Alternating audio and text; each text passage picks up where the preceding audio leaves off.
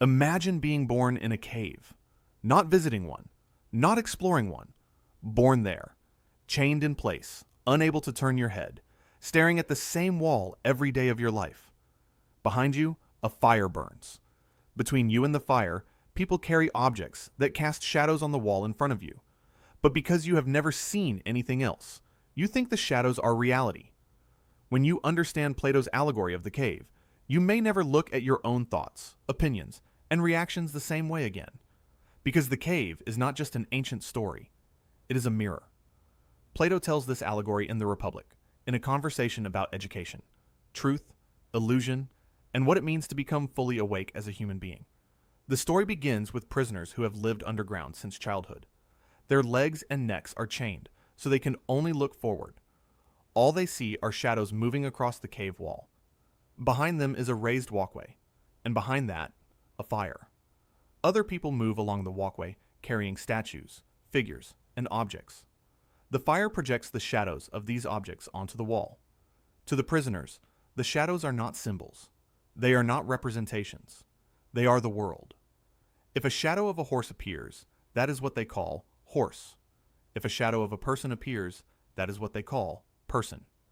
They may even compete with one another over who can best predict which shadow will come next.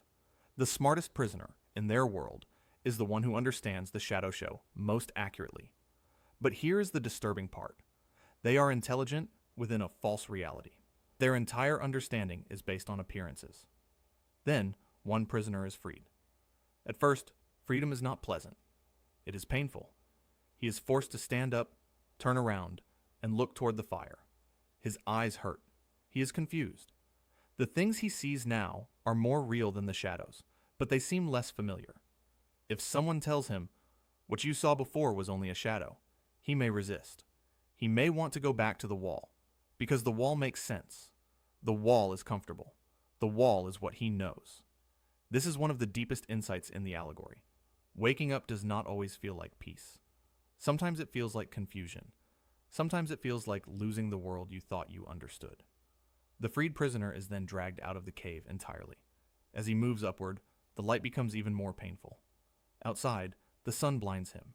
At first, he can only look at shadows, then reflections in water, then objects themselves. Then eventually, he can look up at the stars and the sky. Finally, he is able to see the sun. For Plato, the sun represents the highest truth, the source that makes knowledge and reality possible. Just as the physical sun allows us to see the visible world, the truth allows the mind to understand what is real. The prisoner now realizes that his old world was not the whole world. It was a limited, distorted version of it. And then comes the final twist. He returns to the cave. His eyes, now adjusted to the sunlight, struggle in the darkness. The other prisoners think he has been ruined. They see that he can no longer play the shadow game as well as before, and they conclude that leaving the cave made him worse, not better. If he tries to free them, they may mock him. They may attack him. They may even kill him. Plato's message is not soft. He is saying that illusion can become home. People can defend their chains. And truth can feel threatening when your identity has been built around shadows. Now, this allegory has been interpreted in many ways: political, educational, spiritual, philosophical. But there is another way to approach it that speaks directly to modern life. Because the cave is not only out there in society, it is also inside us. Your cave is made of assumptions you do not know you are making. It is made of automatic reactions that feel like the truth in the moment. It is made of fears, cravings, judgments, memories, emotional patterns, and stories about who you are and what other people mean. A person ignores your message, and instantly the shadow appears. They don't respect me. Someone criticizes you, and the shadow appears. I'm not good enough. You feel anxious, and the shadow appears. Something terrible is going to happen. You feel bored, and the shadow appears. I need to escape this. Most of the time, we do not see these as shadows. We see them as reality. That is where meditation becomes powerful. Meditation is not about becoming blank. It is not about floating above life or pretending nothing bothers you. At its deepest, meditation is a practice of turning around. You sit still, you pay attention, and slowly you begin to notice what is usually hidden behind you. You notice that a thought is not the same thing as truth. You notice that a feeling is not the same thing as a command. You notice that your first interpretation of a situation is often just a shadow on the wall. At first, this can be uncomfortable. Just like the prisoner looking at the fire, awareness can sting. You may see how often you are pulled around by resentment, fear, pride, insecurity, or desire. You may notice how much of your life is lived on autopilot.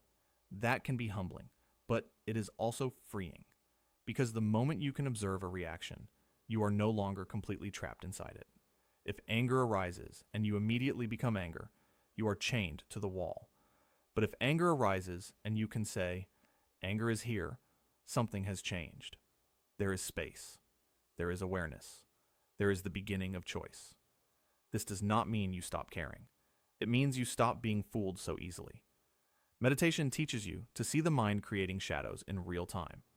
It shows you how perception is shaped by expectation, how pain becomes a story, how a memory becomes an identity, how a temporary emotion can pretend to be reality itself.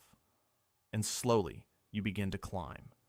Not out of the world, but deeper into it. You become more honest about your motives, more patient with discomfort, more capable of seeing other people clearly, instead of only seeing what your fear or ego projects onto them.